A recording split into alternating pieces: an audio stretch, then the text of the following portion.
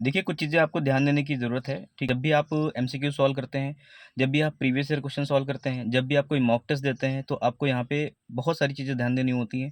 बहुत सारे लोग क्या करते हैं कि नेगेटिव ज़्यादा अटेम्प्ट कर लेते हैं, ठीक है? पता लगा कि उनको 50 क्वेश्चन सही अटेम्प्ट किए हैं, तो पता लगा 50 क्वेश्चन उनके गलत भी हैं।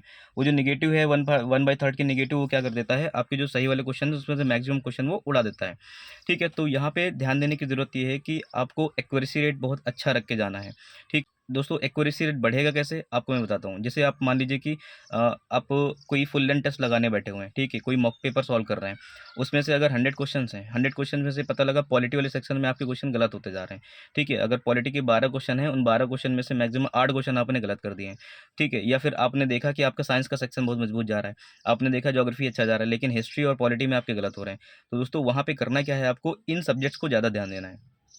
बजाय उन सब्जेक्ट्स के इन सब्जेक्ट्स को आप क्या करेंगे प्रायोरिटी लिस्ट में डालेंगे। इनको जहाँ से भी गलती आ रही है, ठीक है, वो सारे पॉइंट्स बना लीजिए कि जब मैं मॉक दे रहा था या फिर क्वेश्चन सॉल्व कर रहा था तो मुझे इस जगह फंस रहा था, यहाँ पे मुझे प्रॉब्लम्स हो रही थी।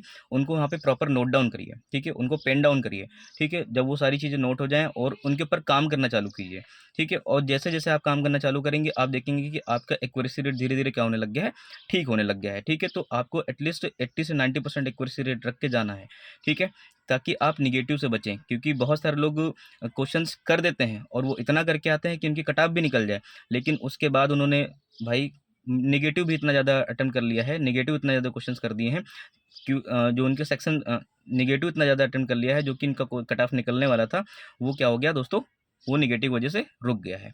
तो दोस्तों यहाँ पे ये एक मेजर चंक है, ठीक है। कुछ लोग का देखते होंगे 2 नंबर से रुका, 5 नंबर से रुका, एक क्वेश्चन से रुक गया, आधा नंबर से रुक गया।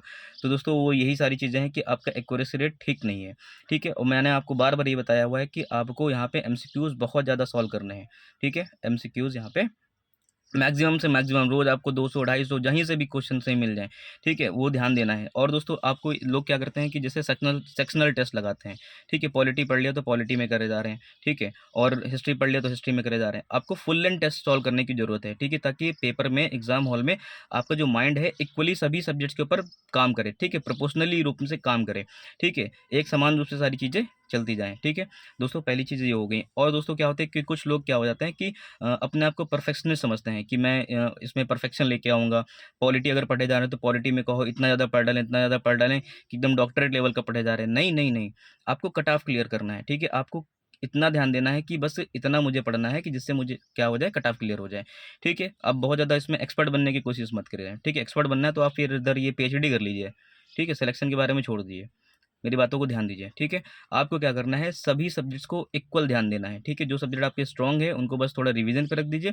बाकी जो सेक्शन आपके कमज़ोर हैं, आप उनके ऊपर काम करना चालू कर दीजिए, ठीक है? दोस्तों आई होप आपको ये मेरी सारी बातें आपको क्या हो रही हैं, समझ में आ रही हैं, ठीक है? दोस्तों ये सारी चीज़ें आप करके देखिए, देखेंगे कि आपका एक्यूरेसी रेट क्या हो जाएगा, धीरे-धीरे ग्राफ उठना चालू हो जाएगा और फिर आपके अंदर क्या हो जाएगा, कॉन्फिडेंस बढ़ जाएगा। आप जो पेपर में एग्ज़ाम में सिली मिस्टेक करके आते हैं, वो भी आपकी हो जाएँगी खत्म, ठीक है? और रिवीज़न, ठीक है दोस्तों, मैं फिर बार बार ये हर बार नहीं मैं यह बात बोलता हूँ कि रिवीजन बहुत ज़्यादा ज़रूरी है, क्योंकि लोग क्या करते हैं पढ़ते बहुत ज़्यादा हैं, ठीक, रिवाइज़ नहीं करते हैं, वो नया पढ़ते जा रहे हैं, ठीक है, लेकिन रिवीजन ना होने की वजह से लोग होता क्या है कि उनकी सभी चीज़ें खराब हो जाती हैं, ठीक है। जो मतलब आ रहा होता है वो भी क्या हो जाता है, गलत हो जाता है या फिर रिकॉल नहीं हो पाता एग्जाम हॉल में, ठीक है। तो दोस्तों ये सभी चीज़ें से आपको तैयार करना है, ठीक है। दोस्तों आई होप आपको ये मेरी सारी बातें समझ में आ रही हैं, ठीक है। तो डे बाय डे मैं आपके लिए कुछ ऐसी वीडियो लाता रहता हूँ जिससे आपकी जो प्रॉब्लम्स हैं, आपकी मिस्टेक्स हैं, वो उनमें क्या हो सके, सुधार हो सके, ठीक है। क्योंकि सब लोग बता देते हैं कि ऐसा करना है, ऐसा करना है, ऐसा करना है, लेकिन कोई आपसे मोस्टली ये बातें डिस्कस नहीं करता है कि ये चीज़ नहीं करनी है। सब लोग आपको ये तो ज़रूर बताते हैं कि ये पढ़ना है, लेकिन कोई ये नहीं बताता है कि इसको छोड़ना भी है, ठीक है।